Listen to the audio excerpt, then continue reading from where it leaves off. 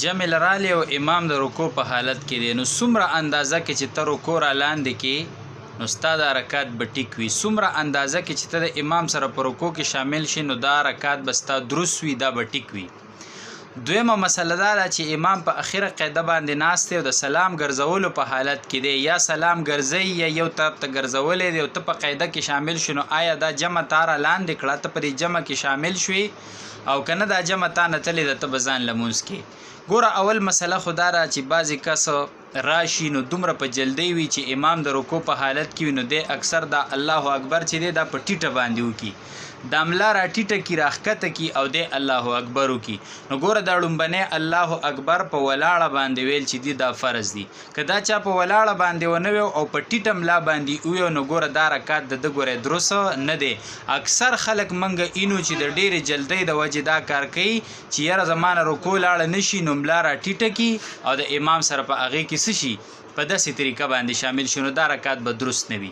اوس مسله دا وایي چې په څومره اندازه کې تا رکوع را لاندې کړه نو دا رکعت ستا څه دی، دا درست دی. نو ګوره که د رکوع په حالت کې ته د امام سره معمولی غونته کې شامل شوې، داسې شامل شو چې تا پکې تسبیحات ونه ویل،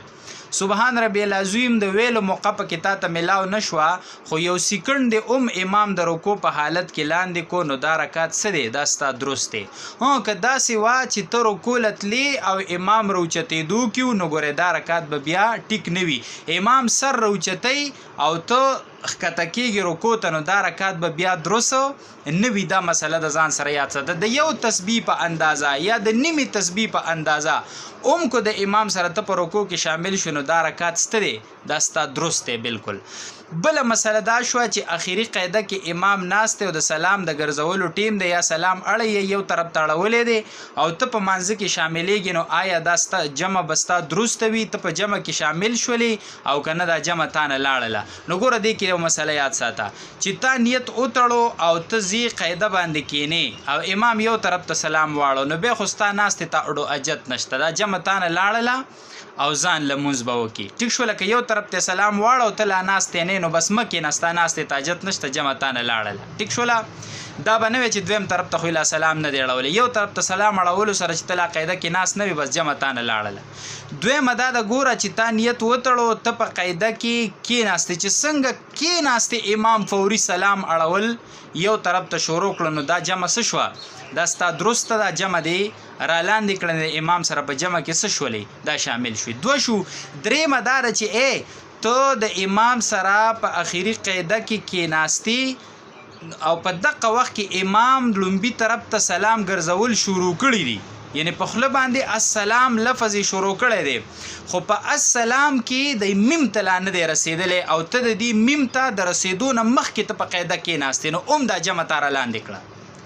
السلام کې میم لفظ ته امام نه دی رسېدلی او ته د دې نه مخکې په قاعده کېناستې نو دا جمع څه شوه تا را لاندې کړه، ته په جمع کې شامل شولې، ته به مسبوق حسابېږي یعنې جمع کې شامل شولې.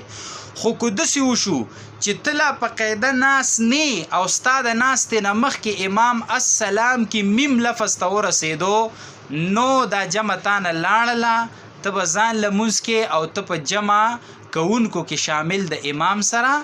نشولې. دا مسله باندې ځان پوهه کا نو چې امام او که نه امام دې راواړو او فوري هغه سلام وګرځو یا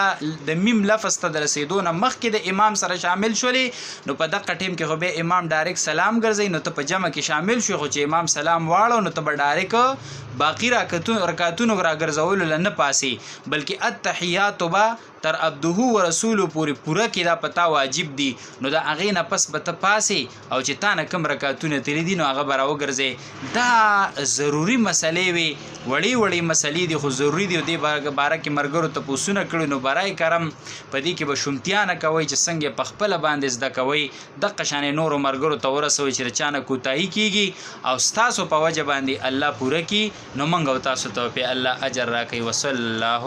علی النبي.